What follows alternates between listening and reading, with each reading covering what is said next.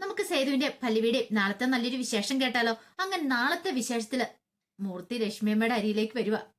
അതിനുശേഷം മൂർത്തി കാര്യങ്ങളൊക്കെ പറയുന്നേ. സുന്ദരേശൻ വിളിച്ചിട്ടുണ്ടായിരുന്നു, നാളെ കമ്പനിയുടെ ഉദ്ഘാടനം കാര്യങ്ങളോ. അത് കേട്ടതും ലക്ഷ്മിയമ്മ പറഞ്ഞു, ആഹാ കൊള്ളാലോ. അല്ല, എനിക്ക് വരണം എന്നൊക്കെ ആഗ്രഹമുണ്ട്, പക്ഷെ വരാൻ പറ്റില്ല മൂർത്തി. സാരമില്ല ലക്ഷ്മി മാഡം, ഇനിയിപ്പം വന്നിട്ടുണ്ടെങ്കിൽ അതിന്റെ പേരിൽ എന്തൊക്കെ പ്രശ്നങ്ങളാ സംഭവിക്കാമെന്ന് അറിയില്ല. സേതുവിന് എന്റെ എല്ലാ അനുഗ്രഹങ്ങളും ആശീർവാദങ്ങളും ഉണ്ടാവും. അപ്പോഴേക്കാണ് ശൈലജ അങ്ങോട്ടേക്ക് വരുന്നത്. അപ്പൊ സേതു എന്നുള്ള പേരും കേട്ടു, അനുഗ്രഹ ആശീർവാദത്തിന്റെ കാര്യം കേട്ടു. ആർക്കായിരിക്കും പോലും അനുഗ്രഹം ആശീർവാദം കൊടുക്കണേ. സേതു അതാരാ ഒന്നും അങ്ങോട്ട് മനസ്സിലാവുന്നില്ലല്ലോ. അപ്പോഴേക്കും മൂർത്തി ശൈലജനെ കണ്ടു. ശൈലജനെ കണ്ടു കഴിഞ്ഞപ്പോ മൂർത്തിക്ക് മനസ്സിലായി ഇത് അപകടമാണ്. അവരെന്തേലും കേട്ടോന്ന് പോലും അറിയില്ല. പെട്ടെന്ന് മൂർത്തി വിഷയം മാറ്റി വേറെ കാര്യങ്ങളൊക്കെ പറയണം. ആ സമയത്ത് ലക്ഷ്മിയമ്മയുടെ അടുത്തേക്ക് ശൈലജ അങ്ങോട്ടേക്ക് വന്നു. ശൈലജ വന്നിട്ട് ചോദിച്ചു, അല്ല ആരാ ലക്ഷ്മി? ഈ സേതു ആരാ? സേതുവോ? അല്ല, ഇപ്പോൾ സേതു എന്നുള്ള പേരെ കേട്ടല്ലോ. നിങ്ങളുടെ രണ്ട് സംസാരിക്കുന്ന കേട്ടു. അപ്പോഴേക്കും മൂർത്തി പറഞ്ഞു, അത് ചിലപ്പോ ശൈലജ കേട്ടേനെ കുഴപ്പമായിരിക്കും. ആ സമയം ലക്ഷ്മി കൂടുതലൊന്നും പറയാതെ അകത്തേക്ക് അങ്ങോട്ട് കയറിപ്പോയി. ശൈലജ വിടാൻ ഭാവമില്ലായിരുന്നു. ശൈലജ നേരെ ലക്ഷ്മിയുടെ പിന്നാലെ വരുവോ. എന്നിട്ട് ചോദിച്ചു, സത്യം പറ, ഞാൻ കേട്ടതാണല്ലോ സേതു എന്നുള്ള പേര്. സേതു ആരാ, എന്താ, ഏതാ? അങ്ങനെയൊക്കെ ചോദിച്ചപ്പോൾ ലക്ഷ്മി പറഞ്ഞു, എനിക്ക് അതിനെക്കുറിച്ച് അറിയത്തില്ല. ശൈലജ കേട്ടേനെ കുഴപ്പമായിരിക്കും എന്ന് പറഞ്ഞല്ലോ. ആ സമയം അവിടെ വേണു ഉണ്ടായിരുന്നിരിപ്പ്. വേണു കേട്ട് ഇവര് തമ്മിലുള്ള സംസാരം കാര്യങ്ങളും. വേണു പെട്ടെന്ന് പറഞ്ഞു, എന്താ ശൈലജ, നീ എന്തൊക്കെയാ പറഞ്ഞുകൊണ്ടിരിക്കുന്നേ? അയ്യോ വേണുവേട്ടാ, ഈ ലക്ഷ്മി ആരുടെ കാര്യം പറയുന്ന കേട്ടു. അതിനിപ്പോ എന്താ കുഴപ്പമിരിക്കണേ? ആരുടെ കമ്പനിയുടെ ഉദ്ഘാടനം വന്നോ? സേതു എന്നുള്ള പേരൊക്കെ കേട്ടു. ഞാനത് എന്താന്ന് ചോദിച്ചപ്പം ലക്ഷ്മി പറയും, ഞാൻ അങ്ങനെ പറഞ്ഞിട്ടില്ലാന്ന്. ചിലപ്പോ നിനക്ക് തോന്നിയതായിരിക്കും ശൈലജ. പിന്നെ തോന്നിയതാണ് പോലും. അങ്ങനെ തോന്നാനായിട്ട് ഞാൻ കുഞ്ഞു കൊച്ചല്ലേ? എന്തോ എനിക്കത്ര പന്തിയായിട്ട് തോന്നില്ല. എവിടെയോ ഒരു കള്ളത്തരം ഉള്ള പോലെ. ലക്ഷ്മിയമ്മയുടെ മുഖത്ത് ആകപ്പെട്ട് വിളർച്ചുണ്ടായി. കണ്ടില്ലേ ഇപ്പൊ എന്തോ ഒരു കള്ളത്തരം ഇല്ലേ നോക്കിയാ മുഖത്ത്. വേണുമായിട്ട് നോക്ക്, ഞാൻ പറഞ്ഞ സത്യമല്ലേ? വേണു ലക്ഷ്മിനെ നോക്കി. ലക്ഷ്മിയമ്മയ്ക്ക് വല്ലാത്തൊരു വെപ്രാളം മുഖത്ത്. അപ്പോഴേക്കും വേണു പറഞ്ഞു, ഇത് ശൈലജ നിർത്ത്, മതി. ഇനി ഇതിന്റെ പേരിലൊരു കുറ്റപ്പെടുത്തലുകളും കാര്യങ്ങളും വേണ്ട. എന്തിനാ? എന്റെ ലക്ഷ്മി എന്നിൽ ഒന്നും മറച്ചു വെക്കാറില്ല. പിന്നെ നീ എന്തിനാ എപ്പോ നോക്കിയാലും ലക്ഷ്മിനെ ഇങ്ങനെ കുറ്റപ്പെടുത്തുന്നേ? ഏട്ടൻ എടുത്ത് തലയെ വെച്ചോണ്ടിരുന്നു, പക്ഷെ അവസാനം പണി കിട്ടി കഴിയുമ്പോൾ പഠിച്ചോളും. ഞാൻ പറയുന്നൊന്നും കേൾക്കണ്ട. പുല്ല് വിലയല്ലേ? അല്ലെങ്കിലും എനിക്ക് അന്നും ഇന്നും ഉള്ളൂ. ഭാര്യയ്ക്കല്ല സ്ഥാനം കൂടുതൽ. എനിക്കിവിടെ എന്ത് സ്ഥാനം ഇരിക്കണേ? ഞാൻ എന്തേലും പറഞ്ഞ പിന്നെ ഞാൻ വലിയ ക്രൂരയാന്നും പറഞ്ഞോണ്ട് എല്ലാരും കൂടെ എന്നെ അങ്ങനെ അങ്ങ് ചിത്രീകരിക്കും. അതിപ്പം ലക്ഷ്മി ആണെങ്കിൽ ശരി, മയൂരി ആണെങ്കിലും ശരി, ഏട്ടൻ പിന്നെ അവര് പറയുന്നതല്ലേ അനുസരിക്കുള്ളൂ. അതും പറഞ്ഞ് ദേഷ്യപ്പെട്ട് അങ്ങോട്ടേക്ക് പോയി. ആ സമയം ശൈലജ പോയോണ്ട് ലക്ഷ്മിക്ക് ഭയങ്കര സങ്കടമായിപ്പോയി. മൂർത്തിയോട് കുറച്ച് കാര്യങ്ങളും കൂടെ ചോദിക്കണമെന്നുണ്ടായിരുന്നു. പക്ഷെ ആ കൃത്യസമയത്ത് തന്നെ ശൈലജ വന്നുകൊണ്ട് ഒന്നും ചോദിക്കാൻ പറ്റിയില്ല. ഏത് സമയത്താണോ എന്തോ ശൈലജയ്ക്ക് വരാൻ കണ്ട സമയം. പിന്നീട് ഒന്നും മിണ്ടാതെ ലക്ഷ്മിയമ്മ മുറിയിലേക്ക് കയറി പോവാ. അതേസമയം സേതുവിന്റെ അടുത്തേക്ക് പല്ലവി വന്നിട്ട്, സേതുവേട്ടാ എങ്ങനെയാ കമ്പനിയുടെ കാര്യങ്ങളൊക്കെ? അതെല്ലാം ഓക്കെ ആയി. ഇനിയിപ്പോ നാളെ തന്നെ ഉദ്ഘാടനം. നാളെ ഉദ്ഘാടനം? അതെ. എന്താ കുഴപ്പമിരിക്കണേ? അപ്പൊ പൂർണ്ണമ്മയുടെ എല്ലാവരും പറഞ്ഞോ? നിന്റെ വീട്ടിൽ പറഞ്ഞിട്ടുണ്ട്. ഇനിയിപ്പൊ പൂർണ്ണമ്മയോട് പറയണം. അതിനുശേഷം പൂർണ്ണമ്മയുടെ മുറിയിലേക്ക് ചെന്നു കാര്യങ്ങളൊക്കെ പറയണം. കമ്പനി പഴയതാണെങ്കിലും അതൊന്ന് വിപുലപ്പെടുത്തി എടുക്കുന്നുള്ളൂ. മുമ്പെന്ന് പറഞ്ഞാല് നോർമൽ സ്റ്റേജിലുള്ളൊരു കമ്പനിയായിരുന്നു. പക്ഷെ ഇപ്പോഴങ്ങനെയല്ല.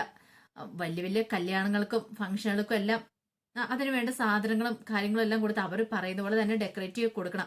അപ്പൊ സേതുവിനാണ് അതിനുള്ള കഴിവുണ്ട്. അത് നന്നായിട്ട് സുന്ദരേശൻ അറിയാം. അതുകൊണ്ടാണ് സുന്ദരേശൻ സേതുവിനെ കൂട്ടിയിരിക്കുന്നത്. ഇതിന്റെ പിന്നില് ലക്ഷ്മിയമ്മ എന്നുള്ള കാര്യമൊന്നും സേതുവിന് ആർക്കും അറിയാവുന്ന കാര്യമായിരുന്നില്ല. അങ്ങനെ പൂർണ്ണിമയുടെ അടുത്ത് എന്നിട്ട് കമ്പനിയെ കുറിച്ച് പറയാം. എല്ലാം കേട്ടും പൂർണ്ണിമ പറഞ്ഞു, എനിക്ക് സന്തോഷമായി. ഒരു പക്ഷെ മാധവേട്ടൻ ഉണ്ടായിരുന്നെങ്കിൽ ഇപ്പൊ സന്തോഷിച്ചാണ് നിന്റെ ഈ വളർച്ച കണ്ടു കഴിഞ്ഞപ്പോ. സേതു പറഞ്ഞു, എനിക്കറിയില്ലമ്മേ. പെട്ടെന്ന് അയാൾ ഇങ്ങോട്ടേക്ക് വന്ന് പറഞ്ഞു എന്നോട് കാര്യങ്ങള്. എനിക്ക് സമ്മതക്കുറവൊന്നും ഇല്ലായിരുന്നു. നല്ലൊരു കാര്യല്ലേ? എത്ര നാള് വെച്ചാ ഇങ്ങനെ ഈ ചെറിയ തോതിൽ ഇങ്ങനെ പോണേ. അപ്പൊ വലിയ വലിയ കമ്പനികൾക്കല്ലേ ഇപ്പൊ ആൾക്കാരൊക്കെ, വലിയ വലിയ ആൾക്കാരൊക്കെ കൂടുതൽ കാര്യങ്ങളൊക്കെ കൊടുക്കുന്നത്. പന്തരയുടെയും കാര്യങ്ങളെല്ലാം കൊടുക്കണേ. അപ്പൊ അതിന് ഇഷ്ടംപോലെ പൈസ കിട്ടുകയും ചെയ്യും. പൂർണ്ണം പറഞ്ഞു, അങ്ങനെയാണെങ്കിൽ ഇനിയിപ്പം നാളെ നോക്കണ്ട, നല്ലൊരു മുഹൂർത്തം നോക്കി നാളെ ഉൾക്കാണാൻ കാര്യങ്ങൾ നടത്താം. സേതുവിന് സമ്മതക്കുറവില്ലായിരുന്നു. അങ്ങനെ പല്ലവിയോടും അച്ഛനോടും എല്ലാവരുടെ കാര്യങ്ങൾ പറയാം. ഇതേ സമയം ഇന്ദ്രൻ ആകെപ്പാടെ പെട്ടുപോയി. എന്ത് ചെയ്യാൻ പറ്റും?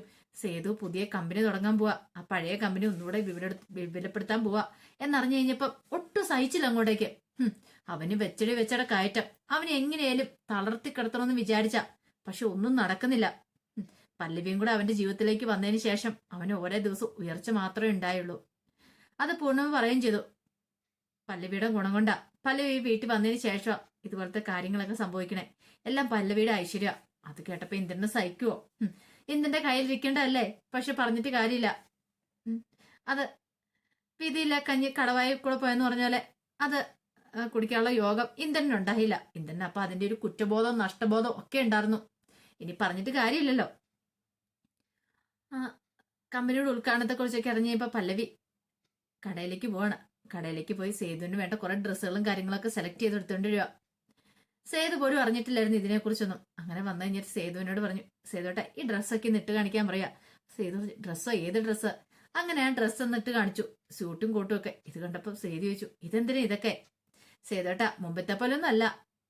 മുമ്പ് ഇങ്ങനെ പന്തൽ പണിയും ചെല്ലുന്ന പോലെയല്ല. ഇപ്പൊ വലിയ വലിയ ആൾക്കാരും ഒക്കെ ആയിട്ടായിരിക്കും ഡീലിങ്സും കാര്യങ്ങളും. അപ്പൊ നമ്മളും ആ രീതിയിൽ നിൽക്കണം. ഒരു കമ്പനി ആകുമ്പോൾ അതിൻ്റെതായ കാര്യങ്ങൾ ഡ്രസ്സിങ്ങിൽ പോലും വേണം. അത് സേതുവാണ് ഞാൻ പറഞ്ഞൊരു കാര്യമുണ്ടോ? മുമ്പത്തെ പോലെ ഷർട്ടും മുണ്ടും ഒക്കെ ഇട്ട് ചുളിഞ്ഞ മുണ്ടും ഷർട്ടും ഒക്കെ ഇട്ടോണ്ടല്ല പോകാൻ നിൽക്കണ്ടേ. ഓരോന്നിനായ ഗെറ്റപ്പ് ലുക്കും ഒക്കെ ഉണ്ട്. അത് കേട്ടപ്പോ സേതു, ഇതൊന്നും എനിക്ക് സെറ്റ് ആവില്ല. ഇതൊക്കെ സെറ്റ് ആവും, ഞാൻ അല്ലേ പറയണേ. പല്ലവി പറഞ്ഞ വിശ്വാസമില്ലേ? സേതുവേട്ടൻ ഇതൊന്ന് ഇട്ട് നോക്ക്. അങ്ങനെ സേതുവിനെ കൊണ്ട് അത് ഇടിയിച്ചു. നോക്കിക്കഴിഞ്ഞപ്പോ കൊള്ളാം, സൂപ്പർ ആയിട്ടുണ്ട്, നല്ല ഭംഗിയുണ്ട്. പല്ലവി വന്നിട്ട് ഫോട്ടോസും കാര്യങ്ങളും എടുത്തു. ഇപ്പൊ സേതുവേട്ടനെ കണ്ട പൊന്നുമടത്തിലെ സേതുമാധവനാന്ന് തന്നെ പറയും. അപ്പൊ ഇത്ര നാളോ ഞാൻ പൊന്നുമടത്തിലെ സേതുമാധവൻ ആയിരുന്നില്ലേ? ആയിരുന്നു, പക്ഷെ അങ്ങനെയല്ല. ഇപ്പൊ ആളാകെ മാറി, ലുക്കേ മാറി. കൊള്ളാല്ലേ, കുഴപ്പമില്ലല്ലേ? പിന്നല്ലാതെ. അങ്ങനെ സേതുവിന് ആ ഡ്രസ്സും കാര്യങ്ങളും ഇഷ്ടപ്പെട്ടു. പിന്നീട് പിറ്റേ ദിവസമായി കഴിഞ്ഞപ്പോ എല്ലാരും കൂടെ പോകാൻ റെഡിയാണ്. അന്നാണ് കമ്പനിയുടെ ഉദ്ഘാടനങ്ങളും കാര്യങ്ങളും. ലക്ഷ്മി അമ്മയ്ക്ക് പല്ലവിനെ ഒന്ന് വിളിക്കാൻ തോന്നി. ലക്ഷ്മി അമ്മ പല്ലവിയെ വിളിക്കുകയാണ്. പല്ലവി വിളിച്ച് സംസാരിക്കുന്ന സമയത്ത് പല്ലവിയുടെ കാര്യങ്ങളൊക്കെ ചോദിക്കുക, കമ്പനിയെ കുറിച്ചൊക്കെ ചോദിക്കുക. അപ്പോഴേക്കും പല്ലവി ചോദിച്ചു, അല്ലെ കമ്പനിയെ കുറിച്ച് എങ്ങനെയാ അമ്മ അറിഞ്ഞത്? അതൊക്കെ ഞാൻ അറിഞ്ഞു. അവിടെ നടക്കുന്ന ഓരോ കാര്യങ്ങളും ഞാൻ അറിയും. അതേപോലെ ലക്ഷ്മി അമ്മയാണ് ആ കമ്പനി തുടങ്ങിയെന്നുള്ള കാര്യം സേതുവിനെ പല്ലവിക്കോ ആർക്കും അറിയില്ല. ലക്ഷ്മി അമ്മയുടെ ആളാണ് സുന്ദരേശൻ എന്നുള്ള കാര്യം. പിന്നീട് ലക്ഷ്മി അമ്മയോട് പല്ലവി പറഞ്ഞു, ഞാൻ പോയിട്ട് വന്നിട്ട് വിളിക്കാം. ശരി മോളെ, ആയിക്കോട്ടെ. ലക്ഷ്മി അമ്മയ്ക്ക് സന്തോഷം. ദൈവമേ, ഇന്ന് തന്റെ മകന് പുതിയൊരു സംരംഭം തുടങ്ങുവാണ്. അപ്പൊ അതിനുള്ള എല്ലാ അനുഗ്രഹവും ഉണ്ടാവണേ. അടുത്ത് എന്ന് അനുഗ്രഹിക്കാൻ പറ്റിയില്ലെങ്കിലും അകലെയാണ് നിന്നാണെങ്കിലും അനുഗ്രഹിച്ചാൽ മതി എന്നൊരു ചിന്ത മാത്രമേ ലക്ഷ്മി അമ്മയുടെ മനസ്സിലുണ്ടായിരുന്നുള്ളൂ. ഈ സമയത്ത് എല്ലാരും കൂടെ പോവാനായിട്ട് അങ്ങോട്ട് ഇറങ്ങാൻ തുടങ്ങുക. അങ്ങനെ സേതു മുറിയിൽ അങ്ങോട്ട് ഇറങ്ങി വന്നു. സേതു മുറിയിൽ നിന്ന് ഇറങ്ങി വന്നപ്പോ ഇന്ദ്രൻ സേതുവിനൊന്ന് നോക്കി. ഇതെന്ത് കോലമാടാ? പാടത്തൊക്കെ കണറ് തട്ടായിരിക്കാൻ വേണ്ടി കൊണ്ടുവെക്കുന്ന കോലം പോലെ ഉണ്ടല്ലോ. എടാ, എന്ത് പറയാനെന്ന് പറ. പന്തലുപണിയായിട്ട് നടത്തുന്നവൻ ഇപ്പാണ്ട് കോട്ട് സൂട്ടിയൊക്കെ ഇട്ട് വന്നിരിക്കുന്നു. അത് കേട്ടപ്പോ പല്ലവിക്ക് നല്ല ദേഷ്യമായി. പല്ലവി പറഞ്ഞു, പന്തൽ പണിക്ക് നടക്കുവാന്നോർത്ത് കോട്ട് സൂട്ടിയൊക്കെ ഇട്ടാൽ എന്താ കുഴപ്പം? അതെ, ഏത് പണിക്കോ അതിൻ്റെതായ ഒരു മാന്യതയും കാര്യങ്ങളുണ്ട്. ഒരു ജോലി ചെയ്യുമ്പോൾ അതിൻ്റെതായ കാര്യത്തിലുള്ള ഡ്രസ്സും വേഷവിധാനങ്ങളും വേണം. നോർമൽ സ്റ്റേജ് കൂലിപ്പണിക്ക് പോകുന്നവരാണെങ്കിൽ ആ രീതിക്കുള്ള ഡ്രസ്സ് മതി. പക്ഷെ എങ്കിൽ ഒരു കമ്പനിയുടെ മാനേജറും കാര്യങ്ങളൊക്കെ ആകുമ്പോൾ അതിൻ്റെതായ ലുക്കും കാര്യങ്ങളും വേണം. അതിനിപ്പം പ്രത്യേകിച്ച് പറഞ്ഞു തരേണ്ട കാര്യമില്ലല്ലോ ഇന്ദ്രന്. ആ സമയത്ത് ഋതു ഇന്ദ്രനെ നോക്കി. അല്ലെങ്കിൽ തന്നെ ഋതുവിന് ഇപ്പൊ ദേഷ്യമായി തുടങ്ങി ഇന്ദ്രനോട്. പഴയതുപോലല്ല, ഇന്ദ്രൻ നന്നായിട്ട് കള്ളത്തരം പറയുന്ന ഋതുവിന് മനസ്സിലായി. പലതവണ അത് പല്ലവി പിടികൂടുകയും ചെയ്തു. അപ്പൊ അതിൻ്റെതായ ഒരു ക്ഷീണം ഋതുവിനുണ്ടായിരുന്നു. ഋതുവിന്റെ നോട്ടം കണ്ടപ്പം ഇന്ദ്രന് മനസ്സിലായി കളി പന്തിയല്ലാന്ന്. ഇന്ദ്രനൊന്നും പിന്നെ കൂടുതലൊന്നും പറയാൻ പോയില്ല. അങ്ങനെ പൂർണ്ണാമയുടെയൊക്കെ അനുഗ്രഹം മേടിച്ച് എല്ലാരും കൂടെ അവിടുന്ന് അങ്ങോട്ടേക്ക് ഇറങ്ങുവാണ് പുതിയ കമ്പനി തുടങ്ങുന്നിടത്തേക്ക്. അവിടെ ചെന്നപ്പോ സുന്ദരേശനൊക്കെ നേരത്തെ വന്നിട്ടുണ്ടായിരുന്നു. അങ്ങനെ പൂർണ്ണാമയുടെ സേതു പറഞ്ഞു, പൂർണ്ണാമ വേണം വിളക്ക് കൊളുത്താനായിട്ട്. ഞാനോ? നിങ്ങളല്ലേ കമ്പനി തുടങ്ങണേ, അപ്പൊ നിങ്ങൾ വേണം. അതെ, പല്ലവി സേതുവും കൂടെ ചേർന്ന് കൊളുത്തിയാൽ മതി. അത് ശരിയാകത്തില്ല പൂർണ്ണാമ വേണം, ഞാനിവിടെ ഉണ്ടല്ലോ. അങ്ങനെ ഒടുവിൽ പൂർണ്ണാമ കൊളുത്തി. പിന്നെ പല്ലവി സേതു ഒക്കെ കൊളുത്തിക്കൊണ്ടിരിക്കുക. അപ്പോഴേക്കും ഋതു ഇന്ദ്രനെ ഒന്ന് നോക്കി. കാരണം ഋതുവിന് ഭയങ്കര സന്തോഷമുള്ള കാര്യം ഇതാ. പക്ഷെ ഇന്ദ്രൻ ഒട്ടും അങ്ങോട്ട് സഹിക്കുന്നില്ലായിരുന്നു. ഒരു കാരണവശാലും ഇങ്ങനെ സംഭവിക്കരുത്, ഇവനൊരു ഉയർച്ച ഉണ്ടാവില്ല സേതുവിന്, അങ്ങനെ വിചാരിച്ചിരുന്ന. പക്ഷേ എങ്കില് ഇന്ദ്രന്റെ തലയെ ചവിട്ടി എന്ന പോലെയാണ് സേതുവിന്റെ വളർച്ച.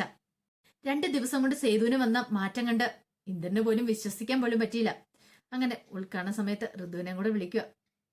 ഋതു ഇന്ദ്രനെ നോക്കി നല്ലപോലെ തിരി കത്തിക്കാനായിട്ട്. പിന്നെ ഒന്നും നോക്കില്ല, ഋതു ഒന്ന് തിരി കത്തിച്ചു. ഈ സമയം ഇന്ദ്രൻ ആ പടം അസ്വസ്ഥനായിട്ട് നിൽക്കുക. ഇന്ദ്രന് നല്ല ദേഷ്യമായിരുന്നു.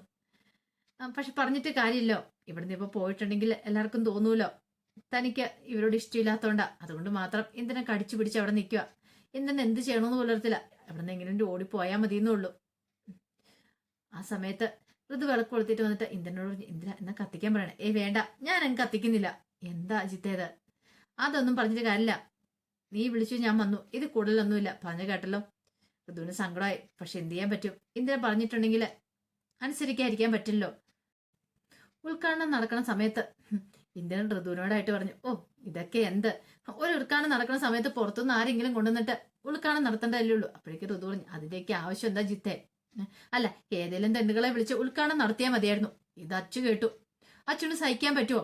അത് തന്റെ ഏട്ടന്റെ പുതിയ കമ്പനിയുടെ ഉദ്ഘാടനമാണ്. അച്ചു ഇന്ദ്രന്റെ അടുത്ത് നിന്നിട്ട് പറഞ്ഞു, അതെ, ഏതെങ്കിലും തെണ്ടുകളെ വിളിച്ച് ഉദ്ഘാടനം നടത്തിയാൽ മതിയായിരുന്നെങ്കിൽ നിങ്ങളുടെ വീട്ടിലേക്ക് വന്നാൽ മതിയായിരുന്നല്ലോ. നിങ്ങളുടെ അമ്മ എവിടെ ഉണ്ടല്ലോ. ഇത് കേട്ടപ്പോ ഇന്ദ്രൻ ചോദിച്ചു, എന്താടി പറഞ്ഞ? സത്യമല്ല പറഞ്ഞേ. നിങ്ങളുടെ അമ്മേനെ വിളിച്ചോണ്ട് ഉദ്ഘാടനം നടത്തിയാൽ മതിയായിരുന്നല്ലോ. അപ്പൊ നിങ്ങൾ പറഞ്ഞ കൃത്യമാവും. അത് കേട്ടപ്പോ ഇന്ദ്രന്റെ മുഖമൊക്കെ ചുമന്നു. അച്ഛനോട് സന്തോഷമായി. അല്ലേലും കുറച്ച് നാളായി ഇവൻ കിടന്ന് തുള്ളുന്നേ. ഇവനിട്ട് ഒരു പണി കൊടുക്കണമെന്ന് കരുതി കാത്തുകാത്തിരിക്കുമായിരുന്നു. ഇന്ദ്രനെ സമ്മതമായിട്ടെന്ന് പോലെ തോന്നി. എല്ലാത്തരത്തൊന്നും പരാജയം മാത്രം ഇന്ദ്രന് കിട്ടുന്നേ. സേതുവിനാണ് വെച്ചിട്ട് കയറ്റമാണ് കല്യാണത്തിന് ശേഷം. പക്ഷെ ഇന്ദ്രന്റെ ഒന്നിനൊന്ന് താഴേക്ക് പോവാ. അവന്റെ മനസ്സ് ശരിയല്ല. അതുകൊണ്ടാണ് അവൻ എങ്ങനെയൊക്കെ സംഭവിക്കുന്നത്. ഇനി എന്തായാലും വരുന്ന ദിവസങ്ങളില് സേതു ഉയർച്ചയുടെ വക്കിലെത്തുക. ആ സമയത്ത് രണ്ടമ്മമാരുണ്ട് രണ്ട് സൈഡിലും സേതുവിന് കാവലാളായിട്ട്. പക്ഷെ ഇതിനോടകം തന്നെ സേതുവിന്റെ കാര്യങ്ങളൊക്കെ വേണു അറിയുകയൊക്കെ ചെയ്യും. ശൈലജ വെറുതെ ഇരിക്കുവോ? ശൈലജ എന്താണല്ലോ എരിപൊരി കയറ്റി കൊടുക്കുകയും ചെയ്യും. അപ്പൊ അതിന്റെ വിശേഷങ്ങൾക്കായി നമുക്ക് എല്ലാവർക്കും കാത്തിരിക്കാട്ടോ.